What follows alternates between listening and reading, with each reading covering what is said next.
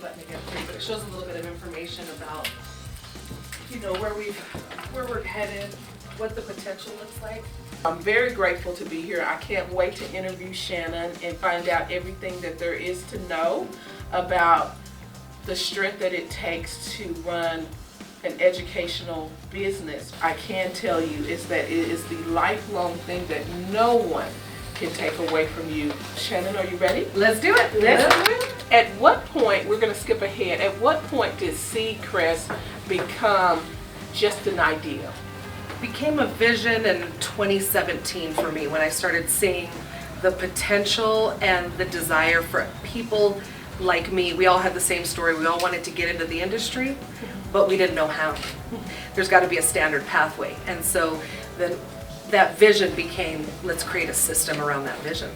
Your skill sets that came along to create SeedCrest, what do you think the three main skills that you needed to create an educational platform for human resources? What was the three? Well, capital. And I don't think that's a skill set, but so let's say raising it is. Raising it is, right? I think dedication and also the ability to research and learn as you go. Because when you're building a new business, whether it's a software company, an educational model, or anything, you're learning as you go, and finding the best partners is what you do. So my networking skills played into this, you know, going to my warm referrals, tapping in with my warm community.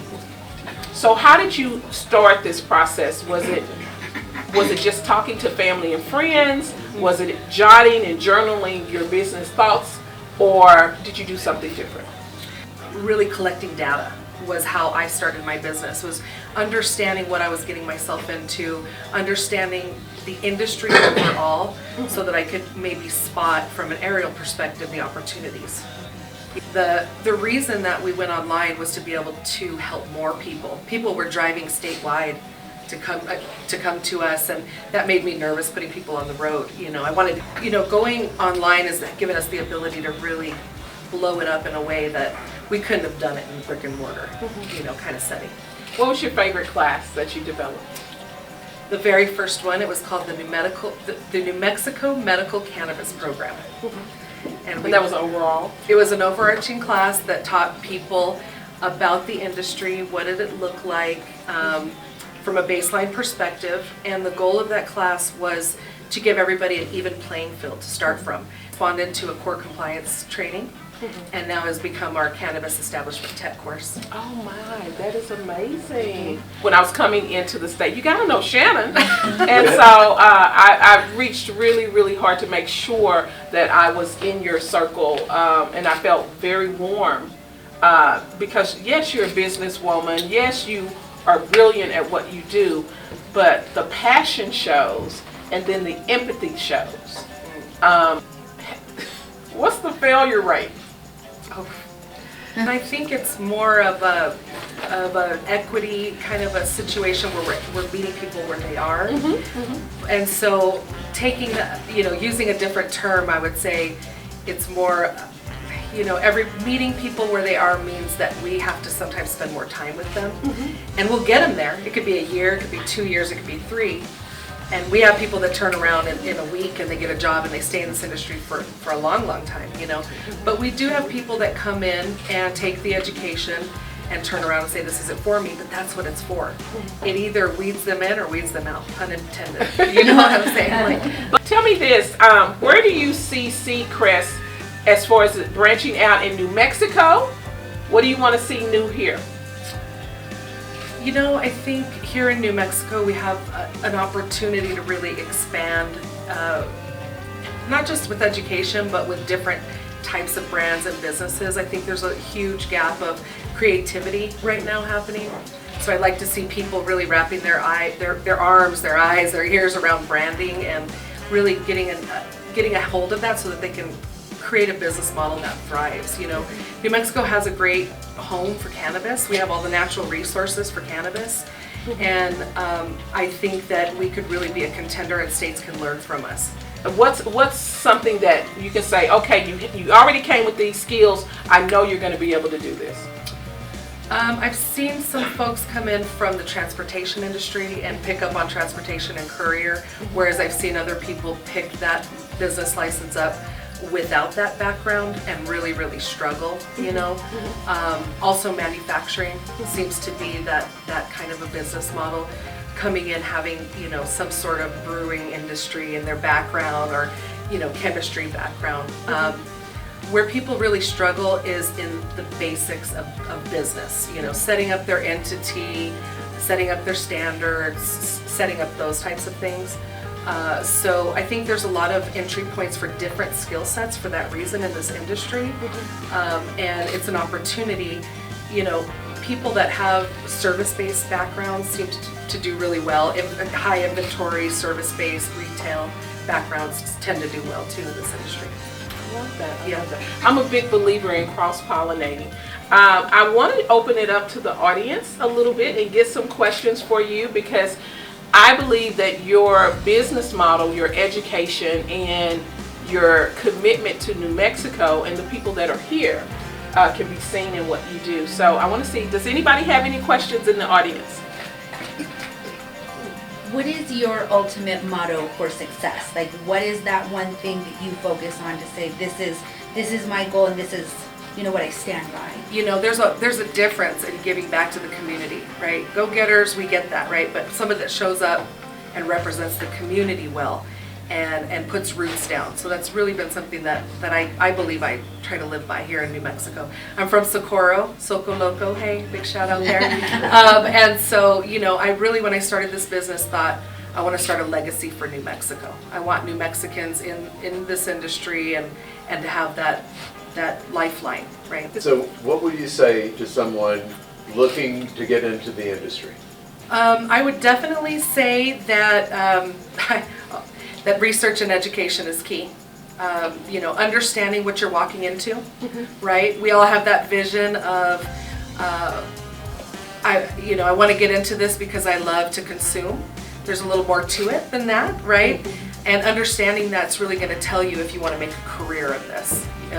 Understanding how the law works, understanding policy, understanding the marketplace, the types of businesses. Sometimes we'll interview people and they don't know what types of jobs there are up there because they don't know what types of businesses exist in the marketplace, right? So doing that research and that baseline research, it's just as important as jumping in head first. And we try to slow down that jumping in head first and say, let's put some information in front of you and let you discover this industry in a way that could be more meaningful for you. And recently we've seen a lot of enforcement actions happening, a lot of people doing things from out of state, bringing them in state. Do you think that, and I think there's going to be a lot more of that happening, do you think that's going to be a situation where there's been a lot of people that were naive as to what they actually were supposed to do, or do you think people are just trying to get away with as much as they could for as long as they could? I think there's a little mixture of both happening. Yeah, I definitely do. I think there is a little bit of an undereducation definitely taking place, and I won't say that people are learning, and you see people learning and some the hard way, but we definitely do also have people that are taking advantage of the lack of compliance oversight right now, and so they're coming in hot, setting up shop and doing things that are really making it challenging for the people that are trying to do it the right way. Yeah. What is the youngest age that you would accept to come in, even though I know they have a certain age that they can work?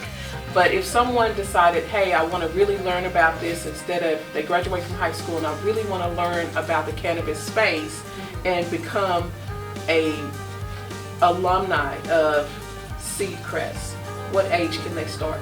18. 18? 18 with us, and we don't discourage it in high school with their parents involved, right? But to come through our program, 18, and we help people to get into hemp as well, and there's not that 21 kind of thing. So we do like to develop them young, and interestingly enough, we have a lot of young professionals looking into this field, and then it skips to baby boomers plus. That's the pipeline coming in, right? And so the group that we're really looking to recruit right now are those families that are setting up, people that are in their 30s, young 20s, setting up their families and coming into this. The industry's not sustaining those types of folks yet. So we're seeing a little deficit there, but we do help 18-year-olds all the way to 70, 80-year-olds, believe it or not, that come in and want to get involved in this. It's pretty cool, actually. Does education need to be, for what you do, does it need to be just strictly the books and the computer, or does it also need to be in the field? Oh, I think it definitely needs to be applied. And we can only do theory for so long. Okay. One of my main visions was to really bring, you know, man, I've had so many ideas, but to have a learning center where they could touch the plant from seed to sale, and then the output would be given to veterans or people with illnesses, right? But really to have them come through and be able to do that. We're not there yet. It's a funding issue. Colleges will probably grab it before anybody else can, right, to be able to apply it. But it's so important to have them touch that plant and learn about it from that aspect. Well, if we don't have any more questions, you have just been wonderful in answering all of those things that are very pertinent to this industry, New Mexico, but I think it goes even beyond New Mexico, because everybody's watching to find out how to get it right, and the education piece has not been established yet across the country. Right. And so with you establishing it here in New Mexico and letting that bloom, I think that that will help a lot of individuals as they try to figure all of this out. Remember, this is us making history, living in history. And so I'm so excited to know you and to spend time with you, and I believe in everything that you're doing. Please tell everyone how to find you. You can find us at SeedCrest.io. And you can find me at Shanon at SeedCrest.io. Absolutely. So if you guys are interested in learning more and just learning, don't be shy. Come on out, check them out. Make sure you do a follow, because I think it's important to expand your knowledge no matter where you fall in the cannabis space. Right. So, Thank you. I love it. Appreciate it. That was so much fun. Thank you.